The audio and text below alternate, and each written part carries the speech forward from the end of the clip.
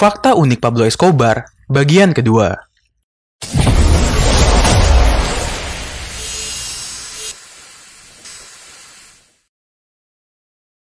Oke guys, video ini adalah lanjutan dari Fakta unik Pablo Escobar bagian pertama. Jika kalian belum menontonnya, linknya ada di deskripsi. Sejarah Pablo Escobar masih terus dibahas hingga saat ini, berkat sejumlah sisi positif yang ditunjukkannya kepada masyarakat sekitar, dan juga kisah hidupnya yang diangkat di beberapa novel dan film. Bila di video sebelumnya kita membahas fakta unik Pablo Escobar dari mulai awal mula dirinya masuk ke dunia kriminal, menjadi raja kokain, hingga membakar banyak uang demi menghangatkan tubuh. Berikut adalah lanjutan fakta unik Pablo Escobar, bagian kedua. 1. Menjadi gembong narkoba tersukses dan terkaya di dunia. Kekayaan Escobar pada 1990 silam menyentuh angka 30 miliar US dollar atau sekitar 480 triliun rupiah. Jika itu dikonversikan ke zaman sekarang, kekayaan tersebut setara 750 triliun rupiah. Bagi seorang yang menggantungkan usahanya pada bidang kriminal dan kokaina, kekayaan dan kesuksesan Pablo Escobar tentu sangat sulit untuk dilampaui. Pablo Escobar melalui kartel Medellin juga merupakan satu-satunya gembong narkoba yang dapat memenuhi kuota 80% pasokan kokain di seluruh dunia. Dengan jumlah rutin pasokan kokaina yang ia selundupkan ke berbagai negara, tak mengherankan jika ia mampu meraih penghasilan dalam jumlah yang sangat fantastis. Namun tetap saja kehidupannya tak akan tenang.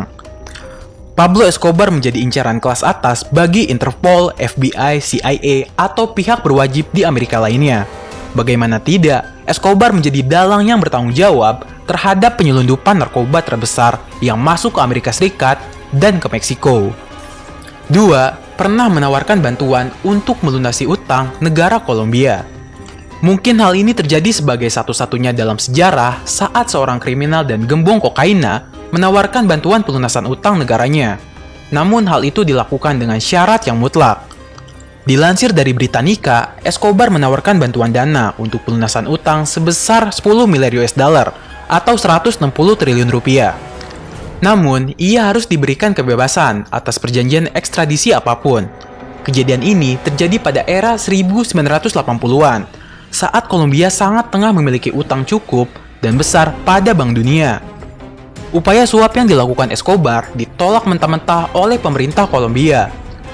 Tak menyerah di situ saja, Pablo Escobar kembali mengajukan penawaran 2 kali lipat dan hasilnya tetap ditolak juga.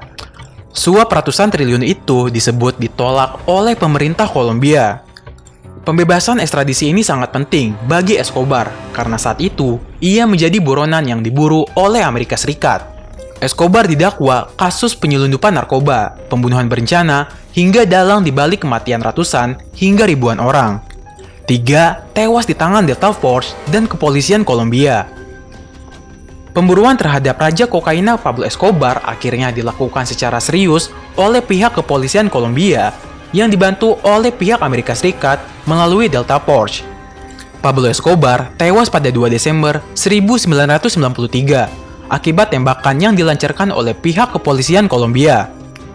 Media Los Angeles Times memberitakan bahwa setelah berakhirnya era Escobar, pemberantasan narkoba di perbatasan negara-negara di Amerika Selatan telah menjadi tugas dan misi utama bagi pasukan keamanan militer Amerika Serikat. Pablo Escobar memang sejak awal menjadi target buruan aparat kepolisian Kolombia. Namun karena pengaruh Escobar yang sangat kuat di negaranya, membuatnya sulit tersentuh hukum. Tercatat bahwa tindak pidana Escobar bukan hanya sebagai produsen atau pengedar narkoba, namun juga pembunuhan berencana, suap, hingga pembunuh ribuan orang.